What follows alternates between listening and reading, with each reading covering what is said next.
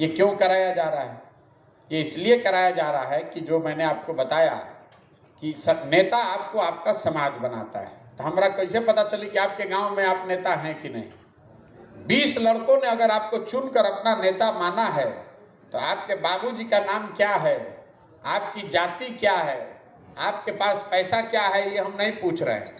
हम ये पूछ रहे हैं कि 20 गो लड़का आपको नेता मान रहा है कि नहीं मान रहा है। अगर मान रहा है तो आप हमारे लिए स्वीकार्य हैं पहले सीढ़ी पर पैर रखने के लिए। दूसरा, आपको बताया गया कि व्हाट्सएप ग्रुप पर 100-150 लोगों का समूह बनाइए। तो क्यों बनाया जा रहा है? बहुत आदमी के ये बुझाता कि व्हाट्सएप पर प्रचार करावे खातिर बनावल जाता है। तो आपको बता रहे हैं कि अगर प्रचार कराना हो तो उसके लिए हमको क्लब खोलने की क्या जरूरत है? तो बहुत कम पैसे में पटना दिल्ली से बैठे बैठे ग्रुप बन जाएगा। व्हाट्सएप ग्रुप इसलिए बनाया जा रहा है कि हम लोग को ये जानकारी हो कि आप उसी गांव उसी पंचायत में रहते हैं और जिन 20 युवाओं के साथ आप क्लब की स्थापना कर रहे हैं, अगर हर लड़का 5 आदमी को भी जानता है तो 100 आदमी तो व्हाट्सएप ग्रुप में पहले दिन जुड़ जाना चाहिए। तो अगर 100 आदमी 150 आदमी आपके पंचायत में कम से कम ये जाने तो कि भैया आप सुमित कुमार हैं जो कि वो क्लब खोले हैं, किस लिए खोले हैं, क्लब में क्या करते हैं, वो सब बात की बात है, लेकिन आपका नाम तो जानेगा, आप क्लब खोले हैं ये जानेगा। अब कितने लोग व्हाट्सएप ग्रुप में जुड़े हुए हैं इसका हमारे लिए कोई महत्व नहीं है। महत्व इस बात का है कि कितने लोग व्हाट्सएप ग्रुप को छोड़कर जा रहे हैं। वो क्यों? अगर ग्रुप बनाते समय आपने लोगों को अपना परिचय नहीं दिया, अपना काम नहीं बताया और ग्रुप में आपने जोड़ लिया तो आज नहीं तो कल वो ग्रुप छोड़ के भागेगा। या फिर दूसरी वजह भागने की ये हो सकती है कि समाज में आपकी छवि अच्छी नहीं है। अगर लोग जानते हैं कि आप बदमाश हैं, वहाँ रंगदार हैं, गलत काम में शामिल हैं और किसी का नाम अगर कह के भी जोड़ लीजिएगा तो कल हो के मौका लगते ही ग्रुप से भागेगा, कहे जानता है कि आप भी फंसिएगा, उसको भी फंसाइएगा। तो हम लोग ये देखते हैं पीछे कंप्यूटर पे जो रिपोर्ट आती है तो ये देखते हैं कि किस क्लब से कितने लोग छोड़कर जा रहे हैं, क्योंकि जितना आदमी छोड़कर जा रहा है हमको ये दिखा रहा है कि या तो आपने ग्रुप को बनाने में ईमानदारी नहीं बरती या फिर आपकी छवि अच्छी नहीं है। तीसरा काम, किसी ने अभी बताया कि हम लोग को ये सब इन्होंने दिया है, हमने आपको एक किट भेजा है, किट भेजकर हम आप पर कोई एहसान नहीं कर रहे, ऐसी बात नहीं है। कैरम बोर्ड भेजकर आपकी हम कोई मदद नहीं कर रहे, उससे क्या हो जाएगा? देखो, कैरम बोर्ड भेजने से कोई आपकी मदद थोड़े ना हो जाएगी। किट क्यों भेजा गया है? किट में आपको बाबा साहब अम्बेडकर, गांधी जी, संविधान की प्रस्तावना और कैरम बोर्ड, यही 4 चीज दिया गया है।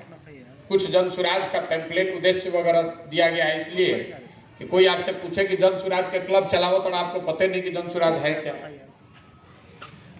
लेकिन जो महत्वपूर्ण बात है कि आपको गांधी जी का चित्र भेजा गया है, बाबा साहब का चित्र भेजा गया है, संविधान की प्रस्तावना की बात कही गई है। क्यों कहा जा रहा है ऐसा? इसलिए कहा जा रहा है कि आप उनको मानिए चाहे मत मानिए, कम से कम उनके प्रति आदर का भाव रखिए, उनके प्रति आपकी दुर्भावना नहीं होनी चाहिए।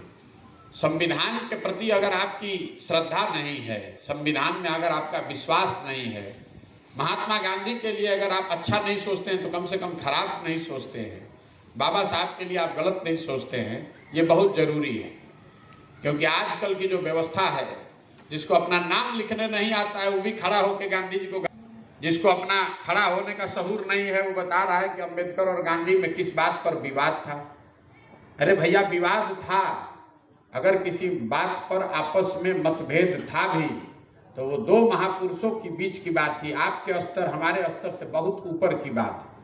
पहले दिन आप गांधी का झंडा लेकर ढो रहे थे, इसका मतलब ये नहीं है कि आप बाबा साहब का शिकायत कीजिए, और अगर आप बाबा साहब के मानने वाले हैं तो इसका मतलब ये नहीं है कि आप गांधी जी के लिए अपशब्द बोलिए, ये सही तरीका नहीं है। तो आपको ये बताया जा रहा है कि भाई, जिन लोगों ने इस देश को बनाया, अपने जीवन की कुर्बानी दी, उन लोगों के प्रति श्रद्धा रखिए। और दूसरा, आपको कैरम बोर्ड भेजे हैं। कैरम बोर्ड क्यों भेजे हैं? आपको फुटबॉल भी भेज सकते थे, क्रिकेट भी भेज सकते थे। कैरम बोर्ड इसलिए भेजे हैं कि किसी भी काम को करने के लिए कार्यालय की जरूरत है, एक जगह है जहां पर आप 5-10 आदमी बैठिए, बातचीत कीजिए। तो जिसके पास भी कैरम बोर्ड लगाने का जगह है, गरीब से गरीब आदमी के घर में भी अगर आप बरामदे में ही कैरम बोर्ड खिला रहे हैं तो कम से कम 5-10 आदमी के तो बैठे की व्यवस्था बा। वो जांचने के लिए कैरम बोर्ड है, ताकि आप इन तीनों चीज के साथ क्लब की शुरुआत करें। अब क्लब का शुरुआत हो गया, इसका मतलब अब नेता नहीं हो गए। क्लब चलाने से कोई कैरम बोर्ड रख के नेता थोड़े बनता है। क्लब की शुरुआत सिर्फ ये बताता है कि हमको पहले चरण का जो चयन करना था उस गांव में, कि आप वो युवा हो सकते हैं जिनको आगे राजनीति में बढ़ाया जा सकता है। आपसे ये भी पूछा गया, जो सबसे महत्वपूर्ण है, कि आप अगले 3 से 5 साल में कौन सा चुनाव लड़ना चाहते हैं, तभी तो आपकी मदद करेंगे। ऐसा ना कि अरे भाई अभी लागा ना, बाद में देखल जाए, कुछ देख ले तारा के कर दे। आपसे पहले पूछ रहे हैं कि आप कौन सा चुनाव लड़ना चाहते हैं। तो लड़कों ने बताया है, आपने बताया है, जो हमारे पास लिख के आया है। किसी ने बताया कि वो वार्ड सदस्य लड़ना चाहता है, किसी ने बताया कि वो विधायक लड़ना चाहता है, कोई बता रहा है कि हम मुखिया लड़ना चाहते हैं। हमसे अगर आप पूछिएगा कि भैया हमको कौन सा चुनाव लड़ना चाहिए, तो हम आपको सीधा बता रहे हैं कि हमको इसकी कोई जानकारी नहीं है। आपको कौन सा परीक्षा देना है ये तो तय आप ही करते हैं। आप तय करते हैं कि आपको बैंक का परीक्षा देना है कि बीपीएससी देना है। आप तय करते हैं कि रेलवे का एग्जाम देना है कि यूपीएससी देना है। आपको अपनी क्षमता का एहसास है, आपको मालूम है कि कौन सा परीक्षा हम दें तो पास